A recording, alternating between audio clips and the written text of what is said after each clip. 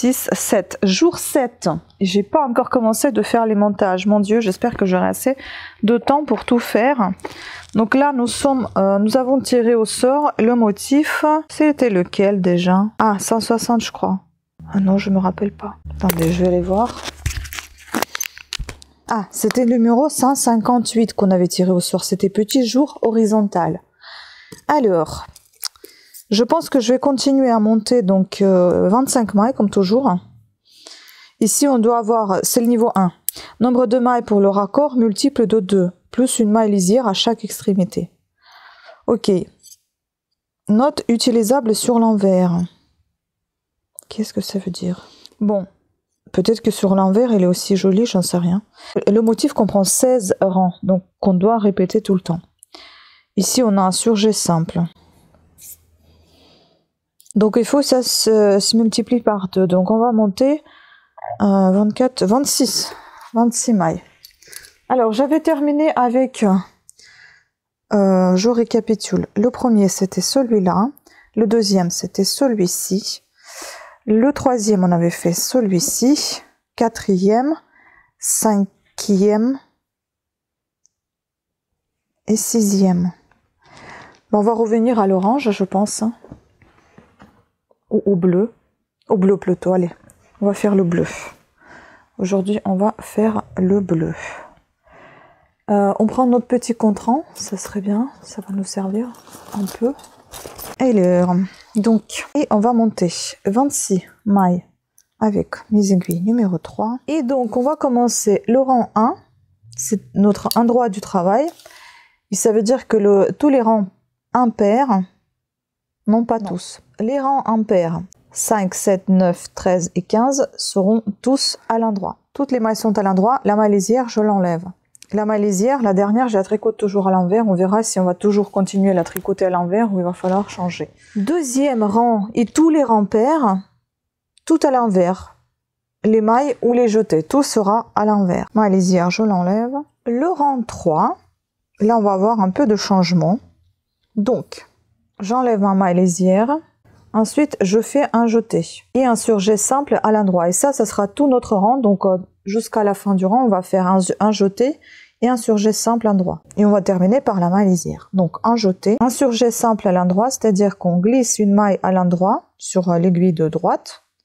On tricote la maille suivante à l'endroit et la maille glissée, on la pose sur la maille tricotée. Donc, un jeté, un surjet, une maille glissée, une maille tricotée et la maille glissée posée sur celle tricotée.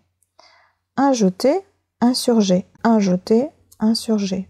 Voilà, on termine par la maille lisière à l'envers. Donc le rang pair suivant le 4, toutes les mailles sont à l'envers comme je vous ai déjà dit, même les surjets. Par contre, non, ils font pas des trous, donc on va pas faire les trous. Je vais pas prendre par là, mais je vais prendre plutôt par ici, par devant, pour faire un croisement. Parce que s'il aurait fallu faire des trous, j'aurais pris par là. Mais je pense pas qu'il y a des trous. On verra. Le rang 5, on va tricoter comme le rang 1. Donc, c'est-à-dire toutes les mailles à l'endroit. Le rang 6, toutes les mailles à l'envers. Pour l'instant, il n'y a rien de compliqué, hein. Le rang 7, toutes les mailles à l'endroit.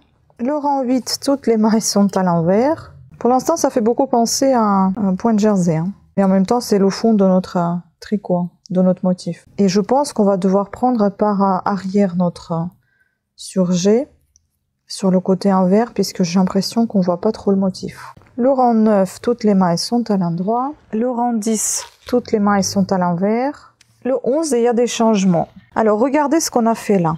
J'ai l'impression que ça se voit pas beaucoup, en fait. C'est ça. On va peut-être les prendre par arrière, sur le côté envers, et on verra si ça se voit mieux.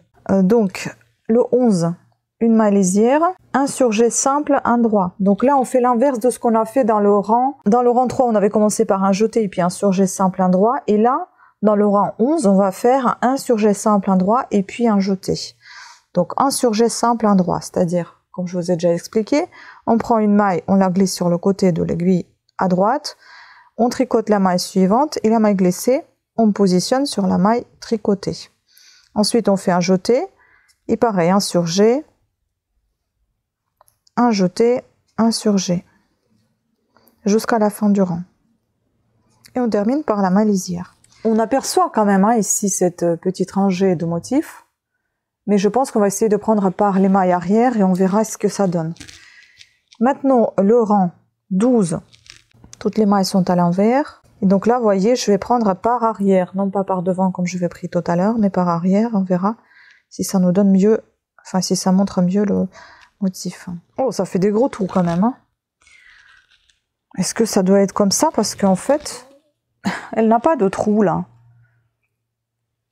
Elle n'a vraiment pas de trou, on dirait c'est même bombé. C'est bizarre quand même. Hein. Alors, bon, vous verrez les deux types, hein, vous déciderez de vous-même. Le rang 13, toutes les mailles sont à l'endroit.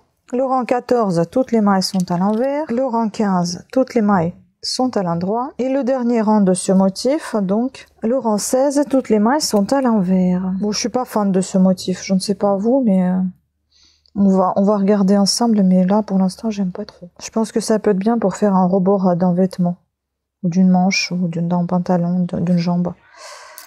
Voilà ce que ça donne. Elle avait pas autant de trous. Hein. En fait, je préfère celui du bas plutôt que celui du haut. Je pense que le bas, c'est mieux. Parce qu'il n'y a pas autant... Enfin, il n'y a pas du tout de trous, en fait, si vous voulez, là.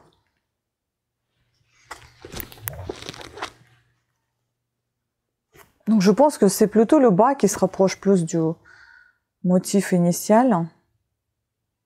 Mais après, il n'est pas très visible non plus, le bas. Hein. Peut-être que je tricote pas pareil les mailles qu'elle, je ne sais rien. Enfin, la personne qui a fait ce livre. Je ne sais pas. Mais en tout cas, je n'aime pas tous ces trous-là. Bon, en tout cas, il n'y a pas grand-chose à retenir de ce motif. Il n'y a que 2 rangs à retenir au final. C'est le rang 3 et 11. Voilà. Et vous allez toujours répéter ces 16 rangs. Déjà, je vous dis ce que ça donne. Normalement, on doit être à 15 cm là, comme on avait déjà dit. Bon. On y est, je pense. Hein, on est à 15. Je ne sais pas si je refais ou si je continue et je laisse comme ça les petits trous. Mais je vais vous dire, je vais finir donc mon échantillon de 15 cm. Je vais vous dire combien de rangs j'ai fait au total. Là, je suis à 7 cm. Donc, si là, le motif est fait 16 rangs, 32 rangs, ça me fera 14 cm. Et peut-être encore 2 ou 4 rangs. 32. Peut-être que je serai à 36 rangs, je ne sais pas. Je vous dirai ça tout à l'heure. Hein. Donc, je continue et je reviens vers vous.